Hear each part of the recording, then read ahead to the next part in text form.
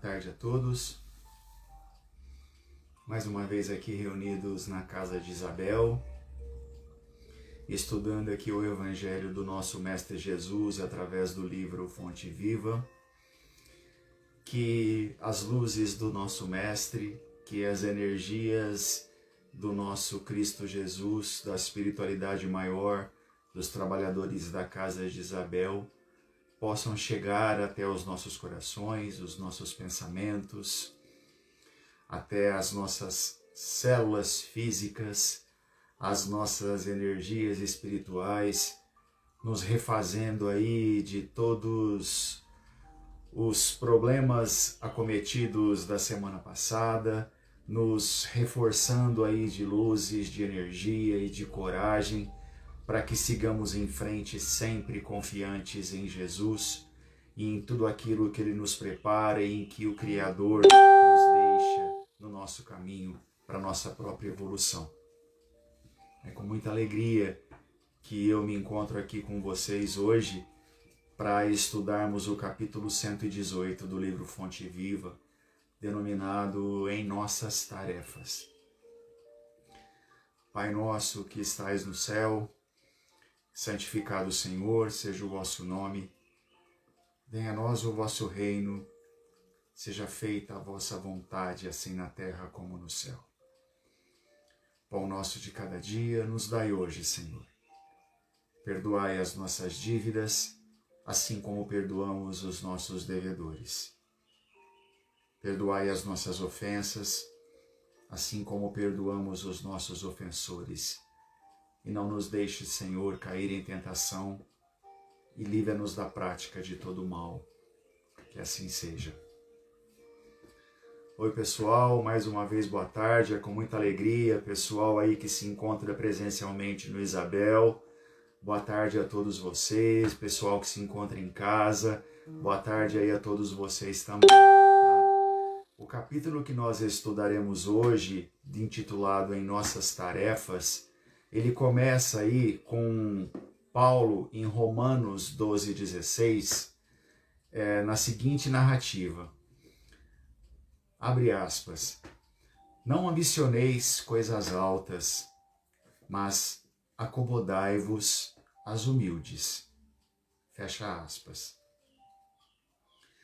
O tema que nós abordaremos aqui hoje, que eu achei assim o foco da mensagem maior dessa de Paulo, é um tema extremamente delicado para todos nós. É um tema que mexe com todos nós. Ele, na verdade, ainda é muito difícil nós lidarmos com ele. Todos nós, ou na sua maioria, temos muita dificuldade no que diz respeito à humildade. Nós aprendemos com o Evangelho, no Evangelho do Cristo e no Evangelho nas obras espíritas, que refletir sobre a humildade ela é essencial para que nós sigamos o caminho que nos é proposto e o caminho a que nós nos propomos, né? É aquele caminho em que nos leva também a um propósito maior, que é um caminho que vai nos edificar, que vai nos construir, que vai nos favorecer para que nós angariemos dentro de nós mais coragem, que vai nos favorecer para que nós consigamos nos olhar intimamente, para que nós deixemos de olhar as coisas externas e olhemos todo esse universo que existe dentro de nós, que muitas vezes nós não temos coragem de abrir as nossas gavetinhas e começarmos aí a olhar as coisas que existem dentro de nós. Coisas que existem dentro de nós, talvez, que são velhos padrões antigos de vivências antigas, que a gente não consegue vencê-los e que muitas vezes nos têm afastado muito do projeto que Deus tem para todos nós. Então, é um tema bastante profundo. Então, vamos entender a etimologia da palavra, o significado da palavra humildade. O que diz o significado de humildade no dicionário? A origem da palavra humildade, ela está no latim da palavra humilitas, que significa aí pouca elevação, né? Ou seja, é uma relação de modéstia, uma relação de uma ideia de modéstia. E a palavra também humildade, ela também pode ser relacionada aí com uma condição de desfavorecimento econômico, como, por exemplo, o modo de vida das pessoas pobres. Não pode-se dizer que essas pessoas são humildes. No dicionário, humildade significa ter qualidade de humilde. Uma segunda explicação do dicionário, que eu achei extremamente importante para o nosso estudo, diz o seguinte, que é uma virtude caracterizada pela consciência das próprias limitações. É uma modéstia, é uma simplicidade. Uma terceira explicação no dicionário diz que é um sentimento de fraqueza, um sentimento de inferioridade com relação a alguém ou com relação a algo. E no dicionário também ele foca os opostos da humildade, porque a humildade também tem seu oposto, né? E os opostos da humildade são vários, como por exemplo a vaidade, a arrogância, a imponência, o orgulho, a soberba, o ciúme, a cobiça, a ambição. Olha quantas coisas vis tentam derrubar a humildade. Mas já no Antigo Testamento, especificamente em Eclesiastes, Salomão, o profeta Salomão, ele já falava dos malefícios de um dos opostos da humildade, que era a vaidade. Na verdade, a vaidade ela é considerada como a filha primogênita do orgulho. E essa vaidade, que ele dizia já no Antigo Testamento, ela se mantém até hoje. E hoje, principalmente, nós percebemos que ela é muito mais alimentada, porque os valores da vaidade hoje, eles são mais evidenciados, porque estimula-se mais os valores externos, as conquistas externas dessa chamada vaidade. Então Salomão, na sua sabedoria, ele já nos alertava dos malefícios daquilo que se contrapunha à humildade, que era a vaidade. Na verdade, a vaidade, ela nos faz viver aí uma imagem distorcida do que é a realidade nossa, nos fazendo aí a criarmos supervalorizações de nossas conquistas materiais, né? Onde mais cedo ou mais tarde nós seremos invadidos por imensas névoas íntimas que nos impedirão de ver realmente o que nós deveremos ver. Nós ficaremos aí cegos durante um bom tempo se nós não despertarmos para os valores necessários, para os valores corretos que nós poderemos e nós deveremos dar para as nossas vidas. Então, antes que esses clarões da verdade eles invadam a nossa alma, quantas dores, quantos sofrimentos a nossa alma será acometida pelas consequências do orgulho e pelas consequências da vaidade. O orgulho, então, e todas as suas filhas, eles nos fazem aí viver aí felicidades transitórias e muito curtas, que se acabam a partir do momento em que eu vejo o sucesso e o bem-estar do outro sendo maior que o meu e eu acabo me incomodando com tudo isso. E esse incômodo, na maioria das vezes, ele é alimentado voluntariamente por nós.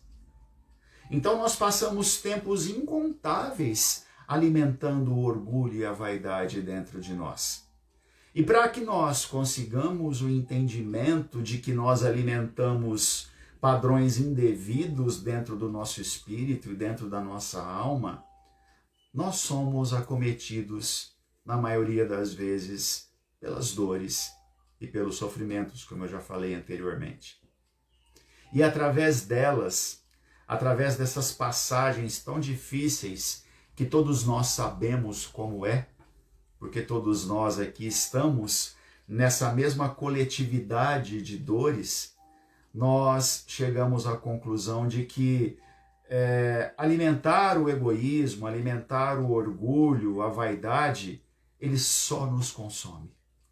E aí, esse consumismo, ele acaba nos obrigando a criarmos máscaras para todos nós. E a criação dessas máscaras nos faz dispensar energias, tempos, forças, que se nós aplicássemos essa energia, esse tempo e essa força na verdadeira construção do nosso eu, muitas dores e muitos sofrimentos nós pouparíamos na jornada da nossa evolução íntima. Nós humanos, nós criaturas de Deus, nós seres em construção, nós criamos ilusões dentro das nossas mentes que elas são tão destrutivas, por não serem pensamentos alicerçados no bem, que a maioria das vezes nós desiludimos de novo. Aí nós chegamos ao ponto máximo de questionamentos íntimos, de perguntar o que é realmente a felicidade para cada um de nós. Mas a felicidade nossa, que a gente entende, muitas vezes nós entendemos nos comparando com a vida do nosso semelhante. Então, a gente pode entender que a felicidade nossa é ter a vida boa que o nosso semelhante tem, é ter o trabalho bom que o nosso semelhante tem, é ter a mente brilhante que o nosso semelhante tem e a gente não se sente capaz de ter essa mesma mente. É ter o corpo bonito, o rosto bonito que o nosso semelhante tem e a gente não se acha tão bonito assim. É ter a cor da pele do outro que a gente não gostaria de ter a cor da pele que a gente tem. Então os comparativos, eles são vários e não adianta a gente se comparar, porque cada um de nós somos uma individualidade. O que falta em mim sobra no outro, e o que falta no outro sobra em mim. Se nós tivermos a consciência da coletividade, sabendo disso, se nós nos juntarmos nesse sentido, nós nos tornaremos um povo de Deus mais forte. Então nós percebemos que o que acontece fora de nós não é tão importante. E sim, o que acontece dentro de nós é importante. Então, mudemos o foco. Deixemos de olhar o que acontece à nossa volta. Paremos para olhar o que acontece dentro de nós. E aí, nesse mergulho interior que a gente faz, deixando de se preocupar aí com as conquistas alheias, nós aí começaremos a dar as primeiras bases sólidas na construção dentro de nós da humildade. Porque a humildade é reconhecer as nossas próprias dificuldades. Então, como diz André Luiz, no livro Sinal Verde, no capítulo 23, intitulado Em Torno da Felicidade, ele fala o seguinte, abre aspas, estude a si mesmo, observando que o autoconhecimento, ele traz humildade, e sem humildade é impossível ser feliz. Fecha aspas. Esta orientação de André Luiz, ela nos leva, se a gente conseguir praticá-la efetivamente, a uma mudança muito grande dentro de nós, inclusive na postura da nossa própria alma. Nos ajudando a deixar de lado aí muitas ilusões materiais que a gente cria, almejando aí glórias nas consciências edificadas das mensagens e dos ensinamentos e das vivências do próprio Cristo Jesus. É interessante a gente notar que Emmanuel, falando agora do livro Fonte Viva, ele vem aí através dos capítulos anteriores que nós vemos estudando aí semana a semana, propositadamente reforçando a questão aí da importância de nós estudarmos e sabermos quem somos e o que somos. Ou seja, conhecermos a nós mesmos, aprofundarmos dentro de nós e entendermos o que somos, sem medos, sem receios, sem preocupações.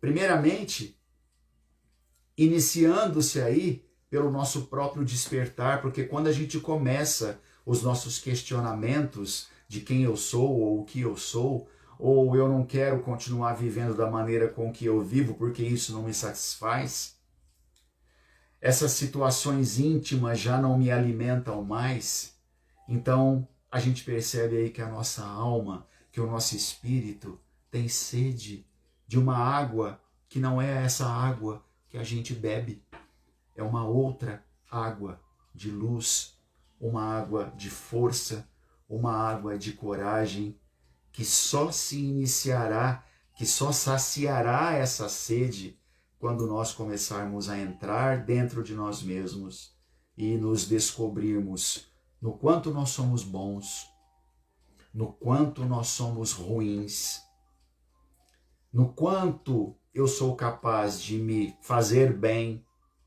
no quanto eu sou capaz de me fazer mal, e no quanto existe ainda dentro de mim a falta da maior virtude, que é o amor.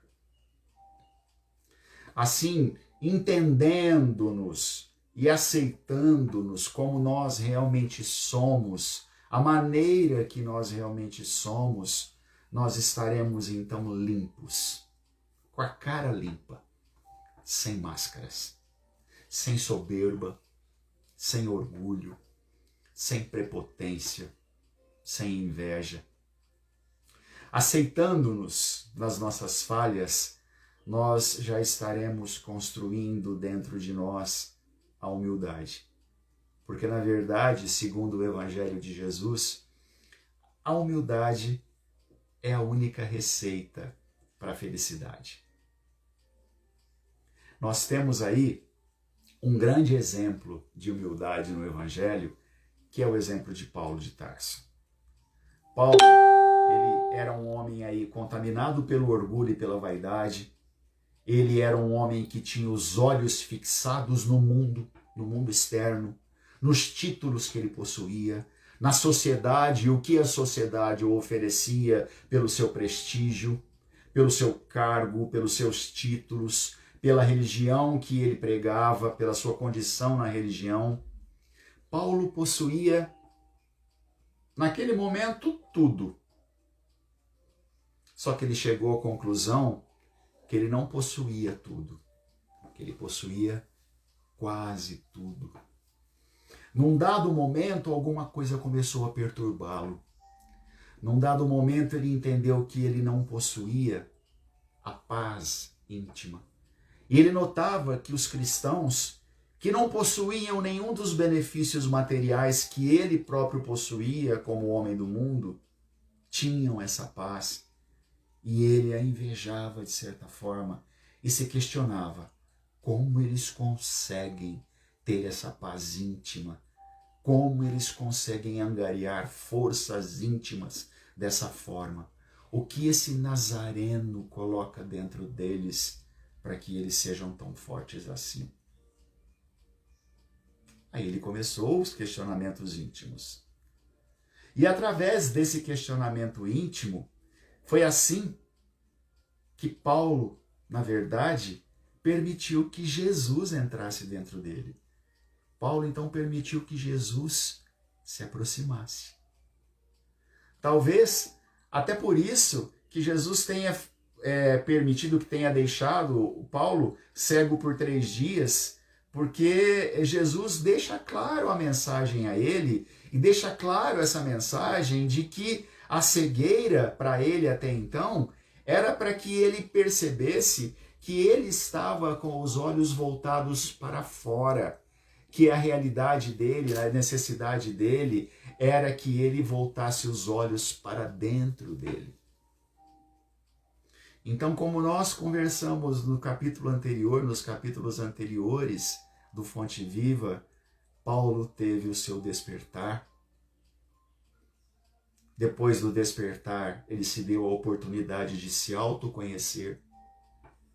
E depois de se autoconhecer, ele teve o seu processo de autoaceitação, entendendo também que ele era um homem cheio de limites, mas isso não o impediu que ele seguisse em frente naquilo que ele havia proposto. Assim, Paulo se descobriu na sua humildade. E foi assim que ele marcou a história do cristianismo, como nós aí todos sabemos. Até aí tudo bem, pessoal? Tá alguma dúvida? Alguma sugestão, alguma coisa, algum comentário? Vão me colocando a par aí, tá? Por favor. Então, descobrindo em nós essa humildade, ela mesma nos trará segurança, ela mesma nos trará fortalezas necessárias aí para vencermos todos os nossos desafios. Por isso, Jesus e a codificação espírita, ela coloca a humildade como a base principal e essencial para todas as nossas virtudes. Gente, isso é extremamente importante, uma coisa que eu não havia percebido, e foi através de um estudo feito por Arthur Valadares que eu consegui descobrir isso, e eu acho extremamente importante passar para todos vocês. Na sequência a gente vai falando, tá? Então, falando aí da base principal e essencial para todas as virtudes, como o Evangelho prega, que é a humildade, talvez por isso Jesus aí tenha nascido numa manjedoura. Porque através dela, através da manjedoura, ele já traz a primeira mensagem de humildade, mostrando aí que a humildade, através dessa manjedoura, é o berço aí das virtudes cristãs. Assim também, como Jesus, o nosso Cristo, no Sermão da Montanha, quando ele nos ensina aí as maneiras de um homem de bem agir, qual é a primeira das virtudes que ele coloca no Sermão da Montanha? Então Jesus começa com: bem-aventurados os pobres de espírito, porque deles é o reino dos céus. Pobres de espíritos, na verdade, são aqueles que abdicaram minimamente aí do reino do mundo para conquistarem o reino dos céus, o seu reino interior.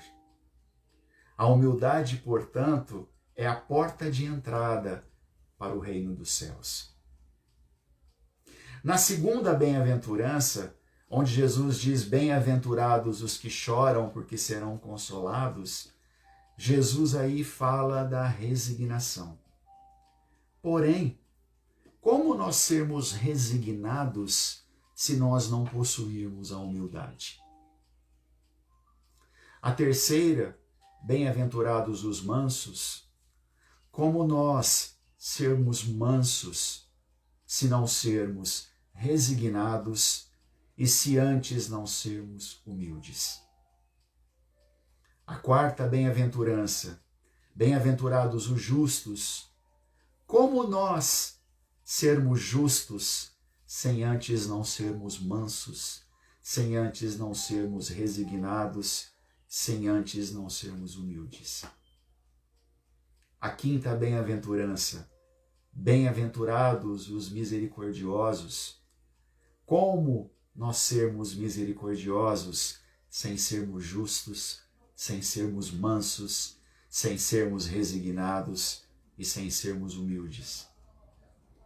A sexta bem-aventurança, bem-aventurados os puros de coração, como ter o nosso coração puro sem antes a gente ter misericórdia, sem antes a gente ser justo, sem antes a gente ser manso, ser resignado, sem antes a gente ser humilde.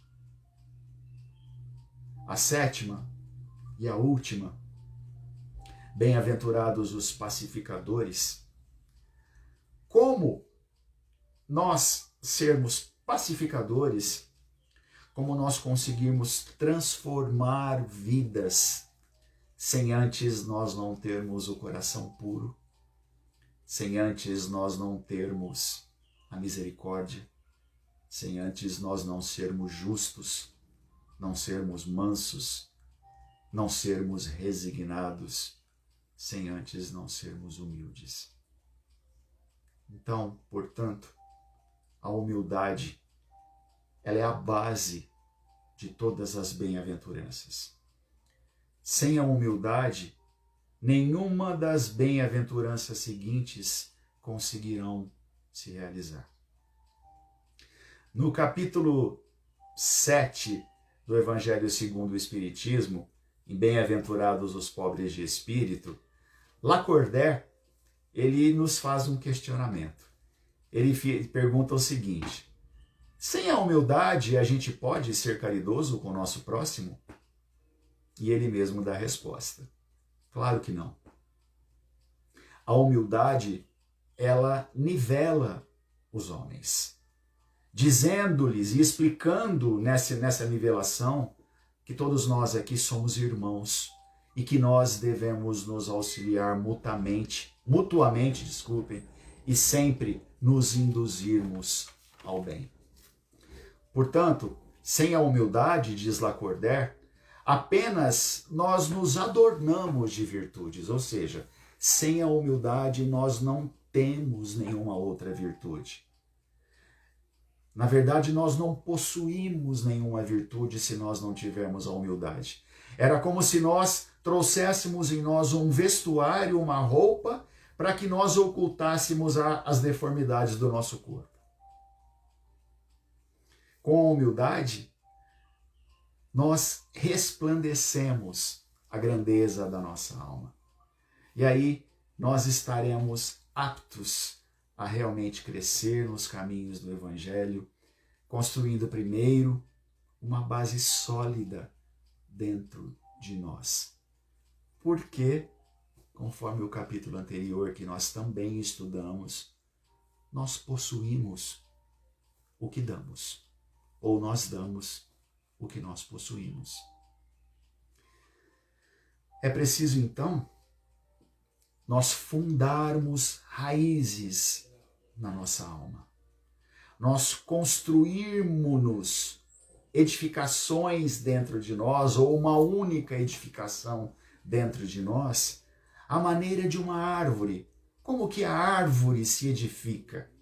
Primeiro, ela se aprofunda no solo com as suas raízes. Primeiro, ela cria suas bases no solo. Ela vai fundo no solo, para que depois ela consiga florescer, ela consiga se abrir para a luz.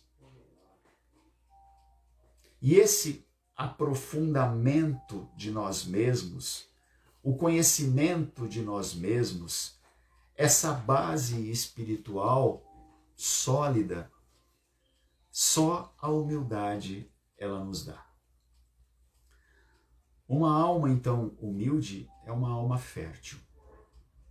Ela possui abertura para a vida e sempre uma abertura para algo novo, para algo diferente daquele, por exemplo, que é orgulhoso, porque o orgulhoso ele sempre entende que ele não precisa de mais nada, que ele já está saturado de tudo, de todo o conhecimento, de toda a luz, de toda a sabedoria e tudo mais. Por isso, comparando o espírito orgulhoso com o espírito humilde, com o pobre de espírito, com o espírito pobre, o espírito humilde, ele se esvazia, ele se empobrece. Assim dito, pobre de espírito. Então, o pobre de espírito, ele se empobrece de vaidades, de ilusões, de orgulho, se empobrece aí de exigências a fim de se fazer fértil, a fim de se fazer novo. Daí a importância da humildade para todos nós. Sem essa base, nós estaremos aí carentes de toda a continuidade desse edifício íntimo que nós estamos construindo dentro de nós. Sem essa base da humildade, nós aí muitas vezes nos colocaremos na mão do outro, achando que as respostas das nossas vidas estão fora de nós, estão nas mãos de outra pessoa, o que na verdade não é o correto.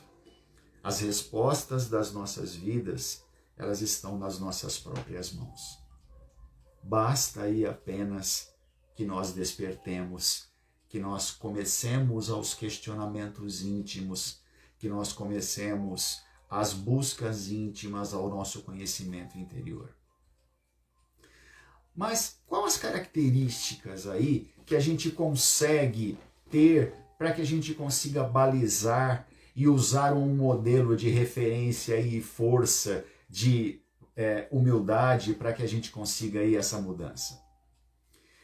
A gente tem aí na nossa história vários personagens aí que marcaram o seu tempo, que mudaram vidas, que deixaram aí grandes exemplos pela humildade que eles demonstraram e deixaram aí um legado muito precioso, né? Que ainda até hoje a gente consegue aí usufruir dessa experiência de vida que eles deixaram. Exemplos de humildades aí diferentes, por exemplo, de pessoas aí que construíram grandes impérios físicos que mais tarde aí se transformariam em cinzas. Os impérios espirituais que nós construímos, eles ficam para a eternidade. E aqueles que buscam esses impérios espirituais, essas grandezas espirituais, ainda infelizmente não reconhecidas pelo nosso mundo, deixam para nós todas as suas grandes construções. Um exemplo bastante interessante é o exemplo de Sócrates, que viveu na Grécia. Sócrates, ele foi acusado, ele foi julgado por perverter a juventude da sua época. E nesse julgamento, por ser um homem extremamente conhecido e considerado extremamente sábio, ele conseguiu um auxílio de alguns amigos para fugir, para que ele não fosse morto. O que ele negou, porque ele argumentou que se ele fugisse, ele iria contra tudo aquilo que ele pregava, tudo aquilo que ele acreditava. Então, se ele fugisse, ele comprovaria para todas as pessoas que tudo aquilo que ele falava era mentira. E não era isso que ele queria. Não era essa ideia que ele queria deixar para a humanidade. Tanto que Emmanuel, no livro Ao Caminho da Luz, no capítulo 10, ele faz um comparativo aí com a vida de Sócrates, e ele diz que a vida de Sócrates, ela se assemelha muito à vida do próprio Cristo na sua exemplificação. Emmanuel explica que Jesus enviou Sócrates como seu ministro no mesmo tempo de Buda, no mesmo tempo de Confúcio, mais ou menos 500 anos antes da chegada do Cristo aqui entre nós. Então, esses ministros, Sócrates, Buda, Confúcio, eles vieram para preparar o terreno para a chegada do Cristo. E Sócrates, ele era um homem extremamente inteligente, que acreditava num Deus único e que foi considerado à sua época o homem mais sábio, que ele mesmo não acreditava. Imagina como que eu sou um homem mais sábio. Eu tenho muita coisa ainda que aprender. Eu vou descobrir pessoas que são mais sábias do que eu. E começou aí uma enquete, uma pesquisa com as pessoas, conversando com uma, conversando com outra, e foi percebendo que muitas tinham a sabedoria.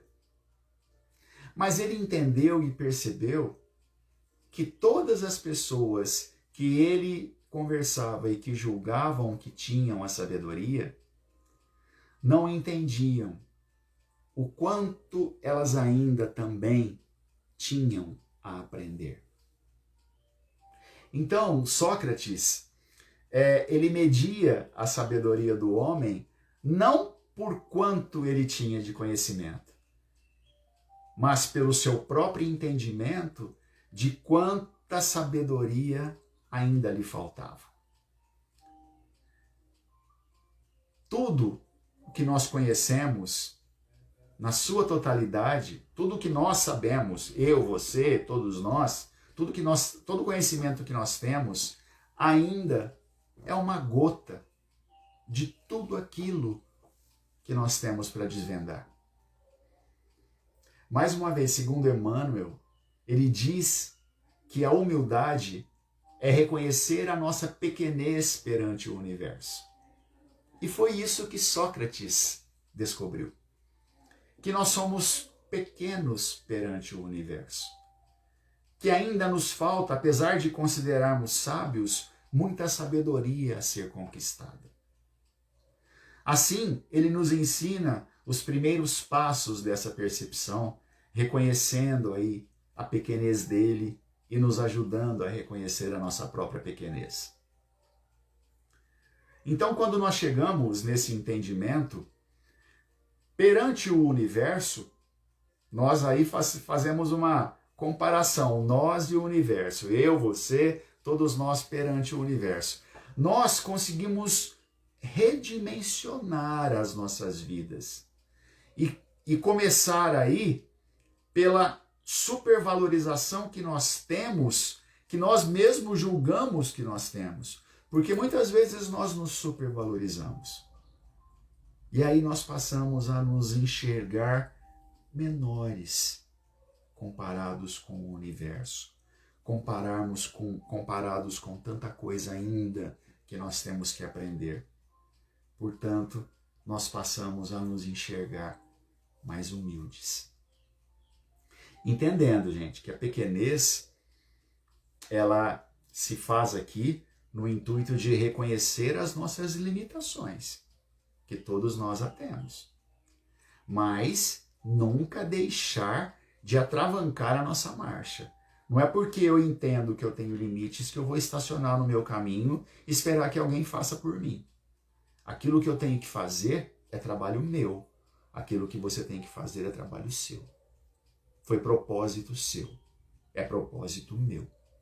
Aquilo que nós temos que fazer em coletividade é propósito nosso.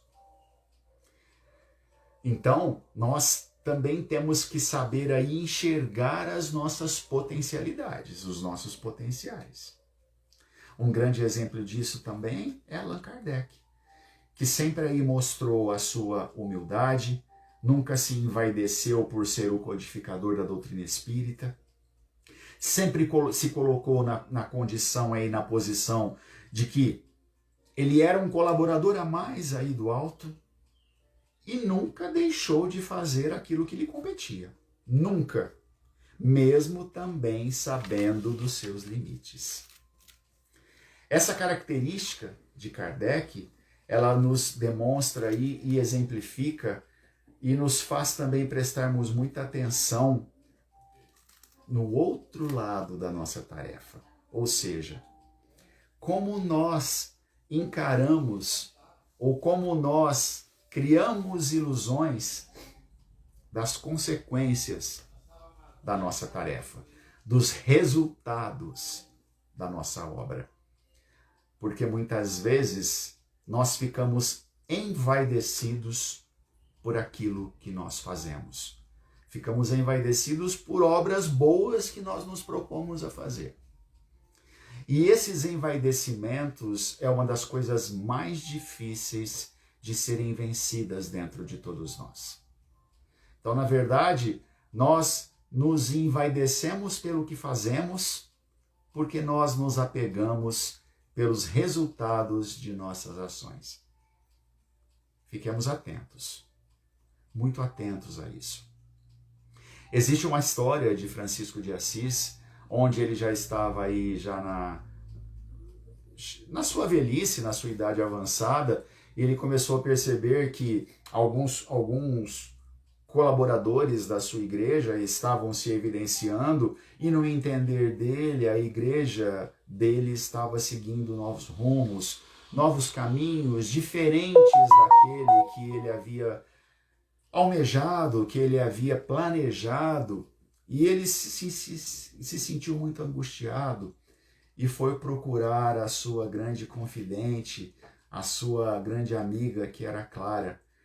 E Clara, conversando com ele, ela foi muito objetiva e disse: Francisco, você se diz um homem desapegado de tudo, mas você tem certeza que você é desapegado de tudo? Na verdade, você está achando que a obra que você realizou, ela é sua, mas ela não é sua, ela é de Deus. Você foi apenas um instrumento para iniciá-la. Então as consequências dessa obra, elas não dizem respeito a você. Elas dizem respeito a Deus. É Deus quem deve continuar. Então você se apoderou dela. Você se julga o dono dela. Então se desvencilhe disso. Tenha a humildade do desinteresse. Faça aquilo que você tem que fazer desinteressadamente. Nós somos apenas instrumentos de Deus. Tão instrumentos de Deus que Jesus, que considerado pelos apóstolos até como um revolucionário, que num dado momento ele proclamaria o seu reino aqui neste mundo, e alguns apóstolos até brigavam por postos à sua direita e à sua esquerda, quando ele realizou a última ceia, ele se prostrou aos pés dos apóstolos e começou a lavar-lhe os pés. E Pedro, que foi o que mais criticou isso, que não queria que Jesus fizesse isso, não entendia a ação de Jesus naquele momento, e Jesus disse a ele: Pedro, entenda, não é possível entrar no meu reino sem antes aprender o que é humildade. É isso que eu lhes ensino agora. Muita coisa para a gente aprender, né? Muita coisa para a gente vencer ainda. Muitos degraus ainda a gente subir. Eu espero que tenha sido de grande valia para vocês. Eu vou ler o capítulo do Fonte Viva na íntegra, capítulo 118, intitulado Em Nossas Tarefas, e aí a gente finaliza, tá bom? Então vamos lá, segundo Emmanuel, capítulo 118. Não ambicioneis coisas altas, mas acomodai-vos às humildes, recomenda o apóstolo sensatamente. Muitos aprendizes do Evangelho almejam as grandes realizações de um dia para o outro. Querem a coroa da santidade, o poder da cura, a glória do conhecimento superior, as edificações de grande alcance. Entretanto, aspirar só por si não basta à realização. Tudo, nos círculos da natureza, obedece ao espírito de sequência. A árvore vitoriosa na colheita passou pela condição de arbusto frágil. A catarata que move poderosas turbinas é o conjunto de fios d'água no nascedouro. Imponente é o projeto para a construção de uma casa nobre. No entanto, é indispensável o serviço da picareta e da pá, do tijolo e da pedra, para que a arte e o reconforto se exprimam. Abracemos os deveres humildes com devoção ao nosso ideal de progresso e triunfo. Por mais árdua e mais simples a nossa obrigação, atendamo-la com amor. A palavra de Paulo é sábia e justa, porque, escalando com firmeza as faixas inferiores do monte com facilidade, lhe conquistamos o cimo. E aceitando de boa vontade as tarefas pequeninas, as grandes tarefas virão espontaneamente ao nosso encontro. É isso aí, pessoal. Eu espero aí que tenha sido de grande valia para vocês, tá? Um bom fim de semana, que Jesus abençoe todos vocês aí durante essa nova semana. Fiquem todos em Deus. Um grande abraço a todos.